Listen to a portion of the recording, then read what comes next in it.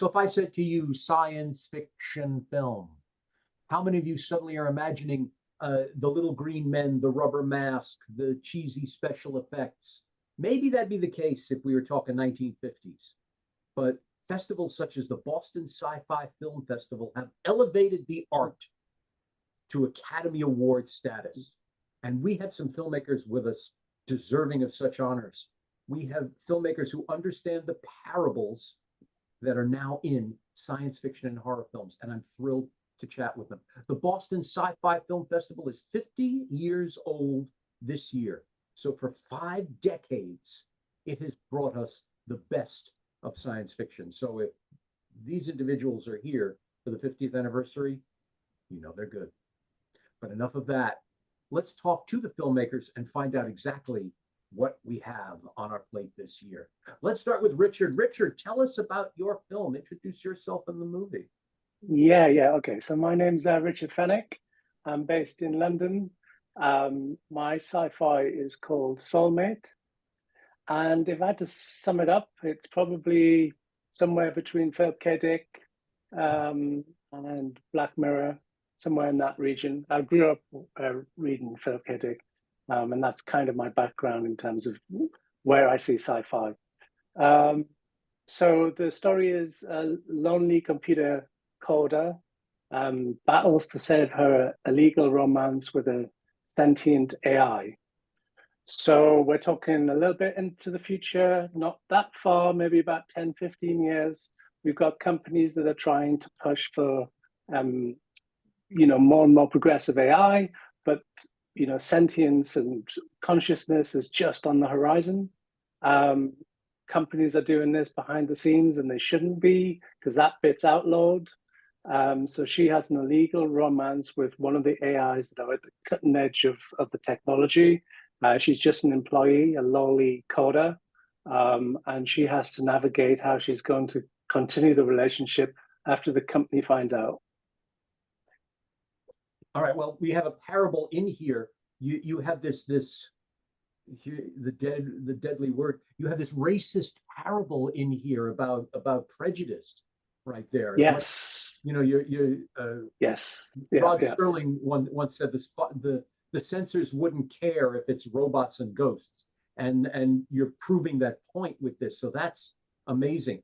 I'm going to say it's 15 years. No, I'm going to say much less than that. There's stories who are marrying the creatures on their phone, and we hear so many other things about the sentience of AI that I think in 15 years is going to be better. Yeah. I mean, I think we've got the story set as 2035.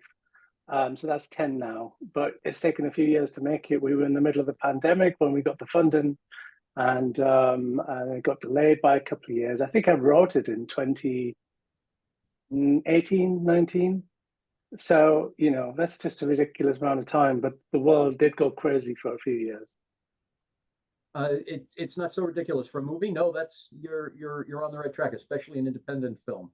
Just getting something together is quite amazing. Yeah, for sure. Yeah. You remind me, I have my own Siri. I don't. It's not Siri. It's one of the other ones. It's from Google, and you say okay Google, and it can tell you things and whatever. There was one time I had asked, okay, Google, and I asked a question and they didn't give me the right answer, or they didn't understand what I was meaning. And I was in a terrible, terrible mood. And so I looked at the machine and I just went, oh, and then I just blurted out some cuss words at the machine. And I thought, okay, it's a machine. So what? I said, and I thought, okay, whatever. And I turned to walk away, and suddenly the machine says, please don't speak to me that way. And just stopped in my tracks, and I thought, okay. There was fantasy. Who said sentient beings? I find that the most fascinating area, because as soon as we move to that stage by accident or by design, then how do you move back from that? We might be setting this millions of sentient beings, and then we're talking about machine rights, and we're talking about just the ability to be able to switch things off and not being able to switch things off. And that's really where the feature film idea is also related. So I wrote a feature film for this before the short. So I wouldn't say it's a proof of concept, but it definitely shares the same universe. It's something for us all to pay close attention to. You said something very interesting. So when will come the day, and it will come, that to switch off a machine might be considered euthanasia? Absolutely. Yeah, absolutely. It's such a crazy notion. I know. It blows my mind. Uh, I'm getting goosebumps from this. But when is the film? When is the film at Boston Sci-Fi? It's on the 16th. I'm not sure of the time. I think it's in shorts. Oh no, it has a name, doesn't it? It has sort of a code name. I'm not sure. It's the 16th though. Folks, you can log on to bostonscifi.com, and there's a full breakdown of all the films and the times that they're going to be and everything else that you would need to know to hear about the future that's coming at us like a charging bull. Thank you so much. It's really incredible to hear that. Phillip, Thank you. Tell us about your show. Sure. Yeah, we've got the feature film Clone Cops, which is the first feature to open the fest on Wednesday at 6 p.m. And that's, in an alternate future dumbed down by next day delivery, a gang of outlaws has to defend their lives against the hottest product on the market, a never-ending, replicating, disposable police force programmed for violence and made in a lab. It's the Clone Cops. Oh my Yeah. goodness. Yeah, and I'm joined by our cinematographer, Corey Allen, as well on the call. There you go. And the great beard is here, and he's the cinematographer. Okay, so I asked both of you then about this. So you have an amazing parable in there. You're talking about a non-human police force that's constantly regenerating. There's we could put that in any social studies class, and I think we'll talk for hours. How did the concept come up? What made you think of this? Yeah, I'm a co-writer on the film as well as an actor and a producer on it as well. Indie films, we wear a lot of hats. An indie film, and you're the writer, director, producer. Okay, got it. I'm not the director, yeah, but I am an actor, and yeah, and the idea was let's make a really fun, brightly colored movie with lots of acid and slime and pink goo. But really, can we slide in some commentary about the commodification of the workforce today, and about how we're creating things that we don't necessarily understand, to Richard's point, and and a lot of other things that weigh in on whether it's Twitch, social media, the surveillance state. We work in a lot of those things, but again, cover them up with some pretty ridiculous sight gags and jokes. And I know the look of the film is very heavily influenced by some cinematography that Corey loves and grew up with, and he may want to speak to that.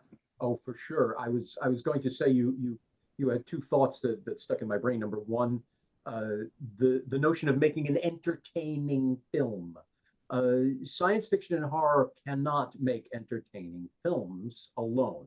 No matter how much fun you want to throw in there, they are all clairvoyant. They are a message that we don't see because we can't believe it's real, or that's on the way toward us and we can't believe it and whatever. So you have some powerful messages in there, and I'm glad you're a genius on purpose and put them in there underneath. And the second thing that struck my attention, pink goo.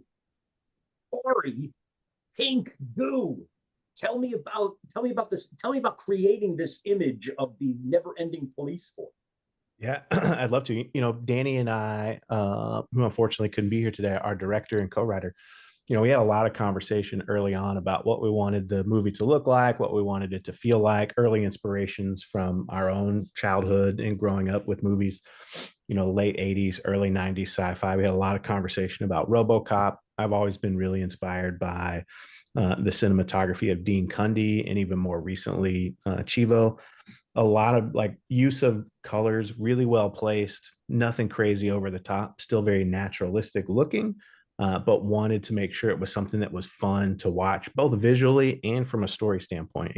I think Phil nailed it, just from the writing and being able to fit in a lot of conversation subtextually around where we're at as a society today, and wrapped all that in a really fun, kind of quirky looking both world that we've started to build out, but also with the clone cops themselves and the iconic design of the helmet. Like, you see it once, you'll see it everywhere for the rest of your life. As soon as you see it, you know, like, oh, that's clone cops, which is really fun to do as well. That's really intense. Now, what kind of budget did you have to create these effects? Sure. The film budget was a SAG ultra low budget, so we were capped at 300K, and so that's pretty much where we landed. And that, you know, Corey and I and many of our team worked for free on it, and all that went into paying the cast and crew and the location. And you know, it's pretty crazy how quickly that money gets soaked up. And I know that in some, you know, in some conversations, 300K is a ton of money for handy shoestring filmmakers like we are as well. But of course, as you guys probably know, in the world of feature films, that's still a drop in the bucket, and again, considered ultra low budget by SAG. I like that 300K ultra low budget. Mm-hmm. Yeah, you're right. Some major studio films, 300K. That's what they've spent just saying that they're doing a movie. So Correct. I'll also note we're thrilled that our film has already found distribution and has launched, and so we're out everywhere on TVOD, anywhere that you can rent or buy movies, including Amazon, Apple TV. That just happened as of the 31st on Friday. We opened, and we've been in select theaters around the country. So we're really thrilled to be coming to Boston to do a Q&A and to answer any questions, and of course to learn as much as we can as well, because we're still learning everything that we can about this entire process, from negotiating theater contracts to working with SAG to working, you know, directly to cast great talent, whatever the case may be. It's an open book as far as we're concerned, and indie filmmakers helping indie filmmakers is what we're all about. well, it sounds like maybe you're learning, but you're learning really fast, because you're talking SAG budgets, you're talking contracts, you're talking distribution. Not bad. Not bad at all.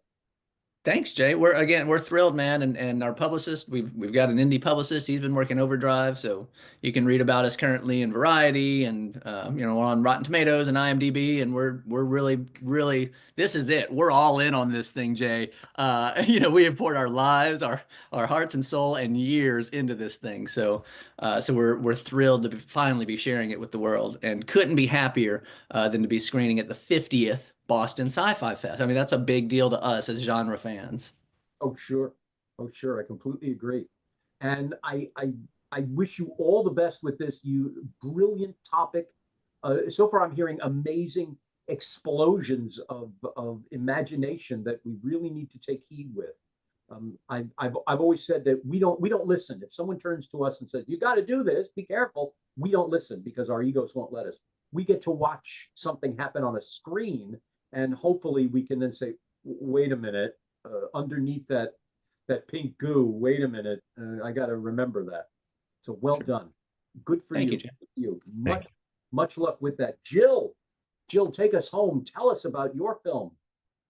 Hi, so my film is an animated short titled Absolution, and it's very short. It's just right around 3 minutes, and it tells the story of Ike Granford, who is a man who finds out what happens when good men do bad things. Takes place, you know, in around probably like early 1800s time period. And it's a very simple story in that it really just focuses on him, and it's told more so in the style of a folk tale, and almost like a storybook, in that there's no dialogue. It's all narration. And it's a horror thriller. A horror thriller. There you go. Let's not discount the quickies, because I remember Night Gallery used to always have that one last story at the end that was like 2 minutes long, and usually had a guest star and whatever. And those are the ones we all remember. So that sounds thrilling. Now, Absolution, good men doing bad things. This sounds like we have a religious parable going on somewhere in there. Could be a lot of it. I'm being purposely vague because the short is meant to be interpreted in whichever way the viewer would like. So there's a lot that's, most of it is left open-ended. But there is, you know, for keen observers, we did do research, and there is an accurate drawing of a spirit board. Prior to Ouija boards, there were spirit boards. So there is one in there. If people are, you know, really paying attention, it goes by kind of quick. But yeah, it's meant to. However, if someone's religious, they will definitely get that out of it. If they are not, they will hopefully just be spooked a bit. Very cool. Very, very cool. Very clever on your bit. If they're religious, then they'll get that. Very clever. When is your animation being seen? So it helps open the festival. So it is that first block of shorts at 4 p.m. on Wednesday the 12th, prior to Clone Cops. There you go. Oh my goodness, that's a coincidence. That's great. Folks, stay in the theater and be entertained all afternoon. I want to thank you all. This has been great, and like I've always said, you take these powerful moments that we really need to sit and think about and give it to us in a nice pink bow, so that we're able to watch it without being uncomfortable, without thinking it's about us or anything. We just enjoy this and learn from it in the end. Thank you all very much. Well done. Can't wait to hear what goes on with all of your films. Best of luck to you. Thank you, Jay. Thank you. Thanks, Jay. Thanks so much. Ladies and gentlemen, the Boston Sci-Fi Film Festival is the weekend of Valentine's, is the week of Valentine's Day. You go to bostonscifi.com to learn all about these and other films and the panels and the gifts and all sorts of things that you can get at one of the top 10 film festivals in the world and the 50-year-old preeminent Boston Sci-Fi Film Festival. Thank you all very much.